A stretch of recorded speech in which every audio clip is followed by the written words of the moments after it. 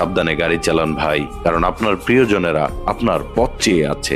কুয়াশায় ঢাকা মহাসড়ক আজ মৃত্যুপুরী। দূরে কিছুই দেখা যায় না, কিন্তু মৃত্যুর ঝুঁকি দাঁড়িয়ে থাকে সামনে। স্টিয়ারিং হাতে শুধু তুমি নও, তোমার উপর পুরো একটি পরিবারের দায়িত্ব।